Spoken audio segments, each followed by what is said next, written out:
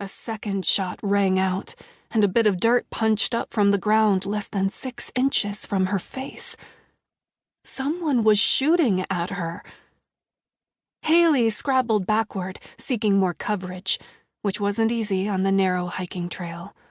Avoiding the steep drop where her water bottle had disappeared, she did her best to find a hiding spot behind a grouping of large trees. Her breathing hitched in her chest as she strained to listen above the hammering of her heart. No way to tell where the gunfire had come from. She eased deeper into the foliage, being careful not to rustle any leaves or step on any twigs. Months of hiding in the wilderness served her well. She knew how to blend in.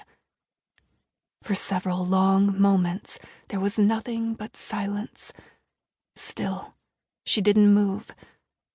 Patience was her friend, and she'd stay out here until darkness had fallen if necessary. Yet it didn't make any sense that someone wanted to hurt her, not after all this time. Maybe 13 years ago, after she and the rest of the foster kids had escaped the preacher's cabin. But not now. Not after the cabin of horrors had been burned to the ground. The preacher and his wife, Ruth, had died that day. And while she felt certain his demise hadn't been intentional, she couldn't find much sympathy for the man who'd made her life, and those of the other foster kids in his care, a living terror.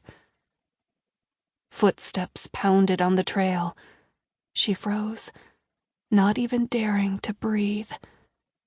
Peering between the leaves, she watched the open spot of the trail, expecting to see someone with a gun searching for her. Although, if he was trying to hide, the pounding footsteps were a dead giveaway. When a tall, broad-shouldered man emerged in her line of sight, she was surprised to see he was indeed carrying a gun. A handgun, not a rifle.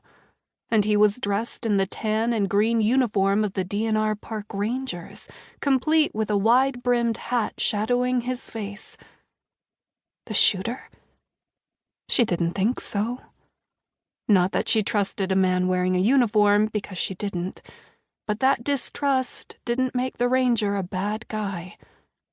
She was fairly certain the gunfire had come from a rifle, not a handgun.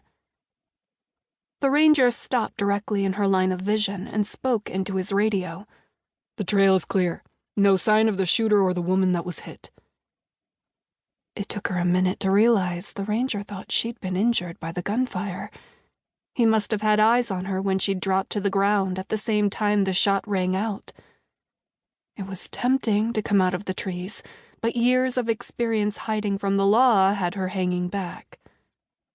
The ranger crouched down, staring intently at the exact spot on the trail where she'd gone down.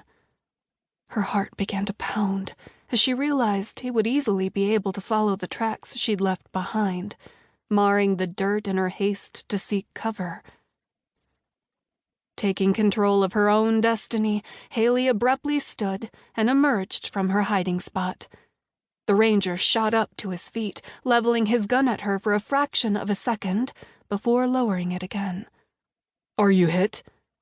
He raked his keen gaze over her, his deep, husky voice catching her off guard. "No." She didn't dare take her eyes off him. "Do you have any idea which direction the shots came from?" "The northeast." He returned her stare with one of his own, then reached for his collar. "I found her. She's not hurt. Repeat, female hiker is not injured." 10-4, the voice on the radio squawked in reply. The name tag over his left breast pocket indicated his last name was Wilson. No clue what his first name was. He was about her age, maybe a little older. It was hard to tell because his face was weathered by the sun, much the way hers was. "Any idea why someone might be shooting at you?" Ranger Wilson asked. "No." She glanced around the area, realizing that walking back down the trail to where her trailer house was located would be heading straight toward the shooter if Wilson was right about the direction the shots had come from. Well, okay then. No reason not to keep hiking the trail for a while.